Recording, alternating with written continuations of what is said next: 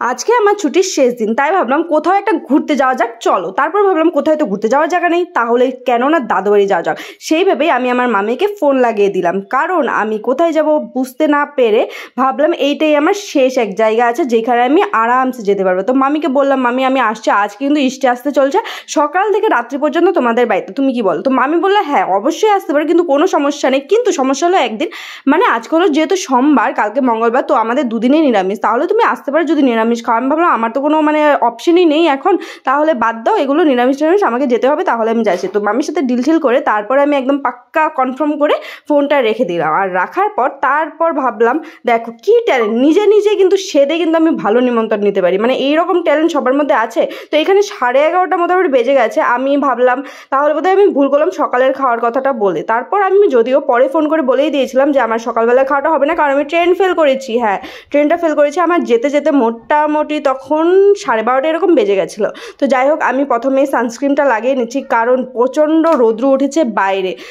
আজকে একটা বিশেষ কাজ স্টার্ট করব, সেইটা হলো আমি হনুমান চালিসা আজকে থেকে আবার পড়া শুরু করব, কারণ লাইফের মধ্যে এত চারিদিকে রাস্তা বেরিয়ে গেছে যে আমি কোথায় যাব বুঝতে পারছি না। তো তারপর আমার এক ফ্রেন্ডের সাথে কথা হলো, তো ফ্রেন্ড আমাকে বললো যে তুই ওই সব বাদ দে, তুই হনুমান চালিসা পড়, ভগবান ঠিক তোকে রাস্তা দেখাবে। আমি ভাবলাম আরে ভাই আমার কাছে তো এত রাস্তা, কোথায় যাব? বললো হ্যাঁ ঠিক আছে, সঠিক রাস্তাটাই তোকে দেখিয়ে দেবে।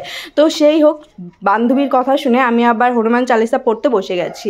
তো অনেক দিন পর আজকে আমি হনুমান চালিসা পড়তে বসে গেছি। হনুমান চালিসা পড়ে তারপর আমি যাব কোথায়, অবশ্যই আমি যাব দাদুর বাড়ি। তার আগে আমি আবার স্নান করে এসে আমার জামা কাপড়গুলো ছিল, সেই জামা কাপড়গুলো আমি আবার মেলতে চলে গেছি। দেখো বাড়ি ভর্তি জামা কাপড়, আজকে মা প্রচুর জামা কাপড় ধুয়েছে। আজকে তো শেষ দিন, আমি একটু হেল্প করতে পেরেছি মাকে, তো সেই জন্য সমস্ত জামা কাপড় ধোয়া হয়ে গেছে। তো এইখানে জামা কাপড় ধোয়া শেষ, এখন আবার কি বাকি আছে? অবশ্যই রেডি হবো বলতে দাদু বাড়িতে আমি কেমনে যাই তোমরা সবাই জানো। তো আমি শুধু চুলটা আছড়িয়ে নিলাম, ড্রেসটা পরেছি, আর এই হলো আমার দাদু বাড়ি যাওয়ার কি রেডি আমি একদম। আমাদের বাড়ি থেকে দাদু বাড়ি মোটামুটি এখন, আগে তো বেশি সামনে ছিল, এখন 15 মিনিট এরকম লাগে। তো চুল আমার প্রচণ্ড ওঠে, মানে এত চুল ওঠে যে বলবো কি, যেখানটায় দাঁড়িয়ে আমি মাথাটা আঁচড়াই সেইখানে বোঝা যায় যে এইখানে নিশ্চয়ই চুলের বর্ষা হয়ে গেছে। তো এইরকম একটা কাহিনী, কিছু করার নেই। তোমাদের যদি কিছু থাকে যে এই জিনিসটা দিলে চুল পড়া কমে, তো অবশ্যই কিন্তু আমাকে কমেন্টে জানিও।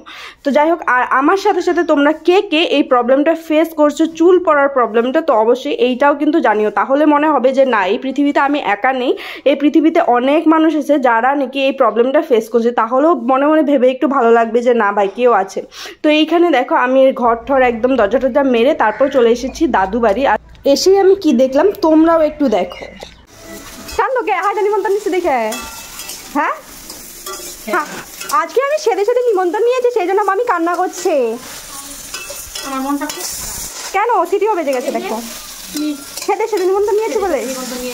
আরে খুব কষ্ট, আরে হ্যাঁ সেটাই তো দেখছি।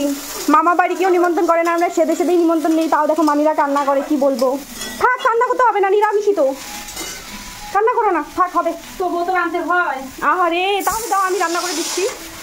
তাহলে খাওয়া হয়ে গেছে। তাই নাকি? হ্যাঁ তুমিও রান্না করেছো, আমিও খেয়েছি।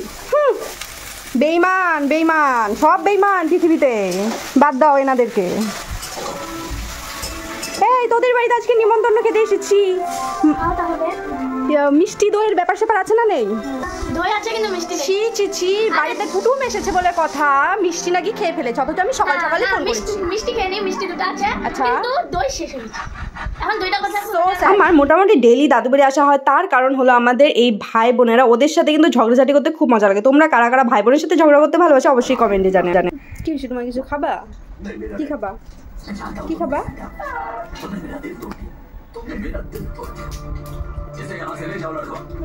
কি হয়েছে? इसके बाद से ही मैं अपने उस छोटे डॉन भाई को मिस करता हूँ। ये तो सच में अफसोस की बात है। क्या मैं तुम्हारी कोई हेल्प कर सकता हूँ? কিসে? হ্যাঁ মনা, কিসে মনা? অমনা তুমি স্কুলে যাই বলে কাঁদছিলা ওই দিন, কত কত সবাই রে, তুমি কাঁদছিলা?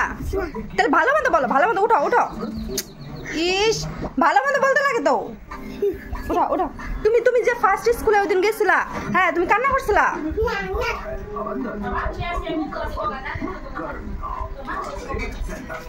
আমনা তোমার বান্ধবী আছে?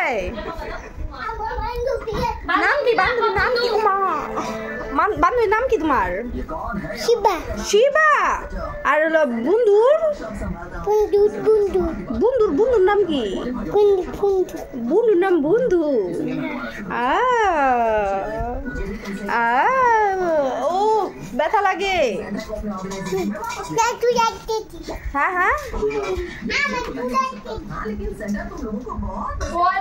চুলা ছাই দিব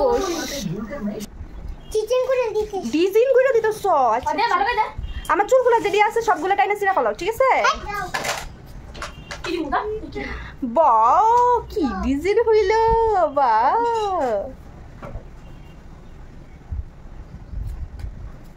বাহ কি সুন্দর, বাহ। হ্যাঁ যে গাড়ি চুল আছে সবগুলো ছিঁড়া ফেলাও। হ্যাঁ ছিঁড়বা না।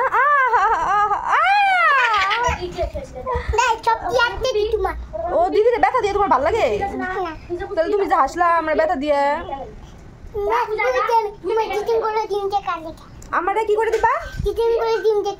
তার লিগা? আচ্ছা ঠিক আছে। ওইখানটায় বোনের সাথে মজা করতে করতে দেখলাম মামি মিষ্টি নিয়ে চলে এসেছে। আমি কিন্তু এমনি আর কি করেছিলাম, সত্যি সত্যি মিষ্টি খাবো এটা ভাবতেই পাইনি। আর এদিকে দেখো আমাদের কিন্তু ভাত রেডি।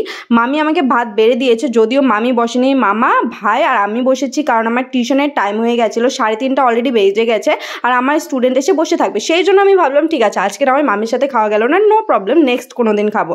আর এদিকে দেখো আমার কিন্তু স্টুডেন্ট চলে এসেছে, একে নিয়ে আমি যাবো এখন টিউশন পড়াতে। তাহলে চলো আজকের ভিডিওটা কিন্তু এই পর্যন্তই করছি।